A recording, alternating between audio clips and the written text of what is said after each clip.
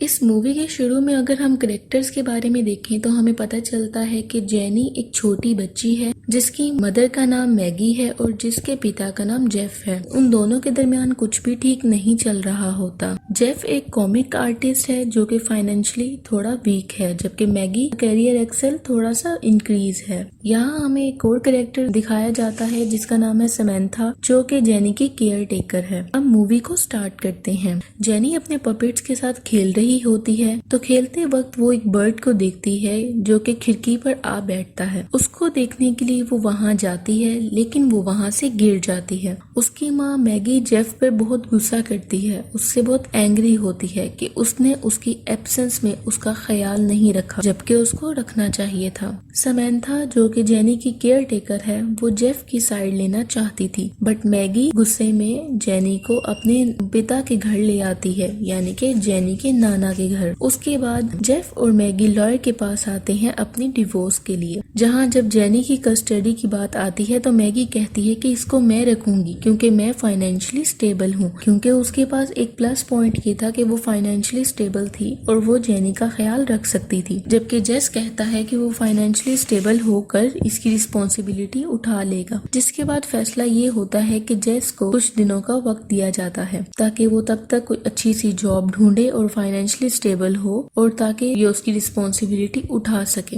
और तब तक के लिए डिवोर्स को रोक दिया गया। जेफ जेनी को लेके बहुत इमोशनल होता है, इसलिए वो अपने एक दोस्त कॉर्नर के पास जाता है, उसको सारी सिचुएशन बताता है और उसको कहता है कि वो उसकी जॉब के बारे में कुछ करे। और मैगी फिर उससे पूछती है तो मैगी के पूछने पे वो उसको कहता है कि उसको जॉब मिल गई है, जबकि असल में जेफ को अभी तक जॉब नहीं मिली होती। मैगी ये सारी बात कॉल पे सुन लेती है क्योंकि कॉर्नर जेफ को कहता है कि तुम्हें तो अभी तक जॉब नहीं मिली और तुम मैगी को कह रहे हो कि तुम्हें जॉब मिल गई है।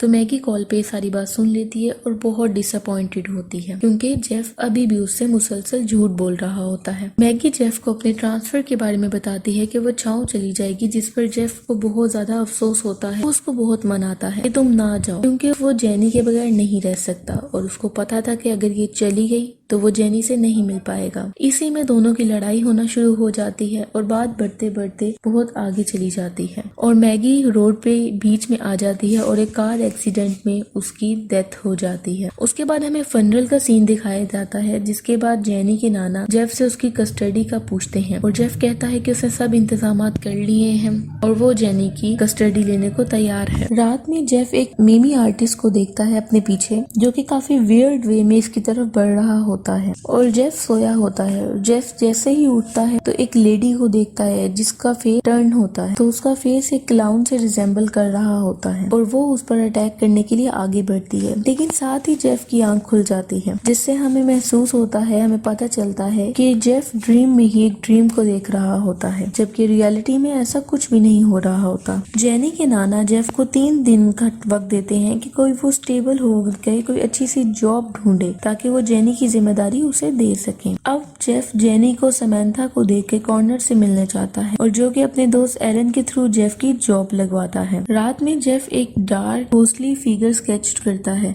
और जो कि एलन को बहुत ज्यादा पसंद आ जाती है। अगले दिन जेफ मजीद इस तरह की स्केचिंग करने लगता है तो जेनी अपने रूम में से उसी लेडी को देखती है जिसको जेफ ने अपने ड्रीम में देखा होता है। जेनी बहुत डर जाती है और चीखने लग जाती है, वो उसे अपना एक बुरा सपना समझती है। अगले दिन जेफ जेनी के साथ उसके रूम में सोता है और उसकी प्रेजेंस में वो उसको फील करता है। फिर वो सीसीटीवी कैमरा लगवाने का सोचता है कि उसके रूम में अगर वो सीसीटीवी कैमरा लगवा देगा तो वहाँ रूम में जो भी होगा वो उसको पता चल सकेगा। फिर उसके बाद हमें दिखाया जाता है कि जेनी एक डार्क फिगर ड्रॉ करती है और जो वो डार्क फिगर होती है वो उसी लेडी की फिगर होती है और वो अपने पिता को बताती है कि इसने इस लेडी को अपने रूम में देखा था। जब वो ये कहती है तो जेफ बहुत ज्यादा परेशान हो जाता है। तो उसके बाद जेफ जो होता है एलन के पास आता है और उससे पूछता है कि ये सब कुछ क्या है। तो एलन कहता है कि उसको भी बचपन में अपनी ग्रैंड मदर की स्पिरिट नजर आया करती थी। वो कहता है कि उसको स्पिरिट्स पे बिलीव है और वो कहता है कि शायद इसको अपनी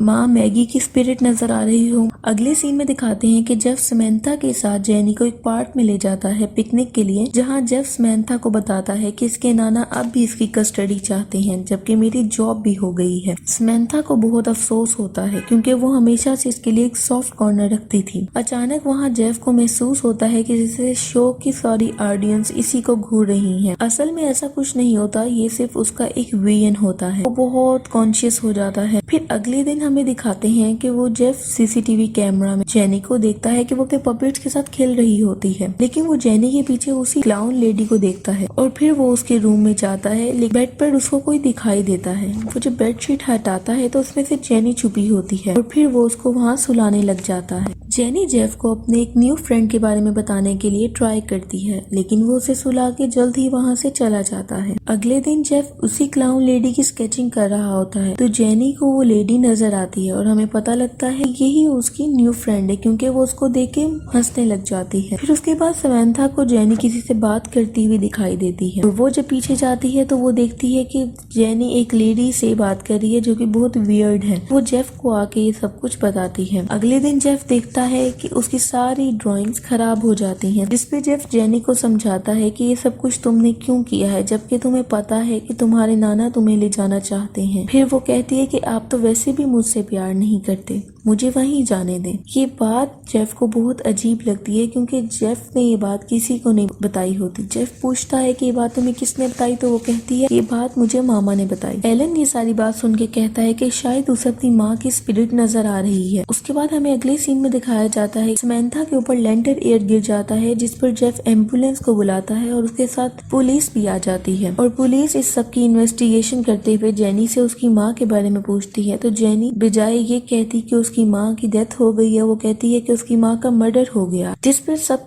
बहुत परेशान होते हैं कि जेनी ने ऐसा क्यों कहा। वहाँ उसके नाना भी मौजूद होते हैं। उसके नाना कहते हैं कि कार एक्सीडेंट में मैगी की डेथ हुई, लेकिन पुलिस ऑफिसर्स कहते हैं कि जेनी ने मर्डर कहा है, इसके पीछे जरूर कोई वजह होगी। अगले दिन हम देखते हैं कि समंथा लेटी होती है और वो क्लाउन लेडी उसी के ऊपर बहुत ऊपर तक आ जाती है, जिससे समंथा डर जाती है और जेफ को कहती है कि ये मैगी ही है जो सब कुछ कर रही है। एलन के बताए हुए तरीके के मुताबिक जेफ मैगी की स्पिरिट से कांटेक्ट करता है और उसको वही एक्सीडेंट वाला सीन नजर आता है। फिर जेफ लॉयर के पास जाता है और जेनी की कस्टडी उसके नाना को देने पर राजी हो जाता है, लेकिन उसके नाना कहते हैं कि ये अपने बाप के साथ, अपने पिता के साथ ज्यादा खुश रहेगी, इसलिए इसकी कस्टडी को वो नहीं लेते। उसके बाद उसके नाना को एक अजीब सा मैसेज रिसीव होता है जिस पर वो स्टेयर्स से गिर जाते हैं और जेफ को दिखाते हैं कि ये मैसेज आया है और उस मैसेज में मैगी के मर्डर केस के दौरान उनको एक कार एक्सीडेंट के लाइसेंस की फोटो दिखाई जाती है जिस कार से उसका मर्डर हुआ होता है और उसमें समंथा का लाइसेंस होता है, जिससे ये बात साफ तौर पे वाज़ेह हो जाती है कि मैगी का मर्डर करने वाली समंथा है। जेफ समंथा से सब कुछ पूछता है तो वो कहती है कि वो उससे बहुत प्यार करती थी और मैगी जब उसकी इंसल्ट करती थी तो उससे बर्दाश्त नहीं होता था। जैसे ही वो ये बता रही होती है तो उसके पीछे वही क्लाउन लेडी आ जाती है और वो समंथा को मार देती है और वो जेफ को मारने के लिए आगे बढ़ती है तो जेनी उसको रोक देती है और उसके बाद इसी तरह से जेनी विंडो से टकराती है और नीचे गिरने लग जाती है। जेफ उसे बचाने के लिए नीचे जाता है, उसको पकड़ लेता है और यहाँ वो अपनी जिंदगी के सारे मोमेंट्स को याद करते हैं और यही इस मूवी का एंडिंग हो जाती है। जब हम देखते हैं तो ये दोनों बिल्कुल ठीक होते हैं और वो जो लेडी होती है वो इनको छोड़ देती है। अब इस मूवी में हमें दिखाया जाता है कि एक्चुअल में वो स्पिरिट जो होती है वो मैगी की ही होती है, लेकिन जब वो जेफ उसे बचा रहा होता है जेनी को तो मैगी देखती है कि वो उससे बहुत प्यार करता है, इसलिए उसकी स्पिरिट उसका पीछा छोड़ देती है और इसी के साथ ये मूवी सेपरेशन एंड हो जाती है। Thank you so much for watching.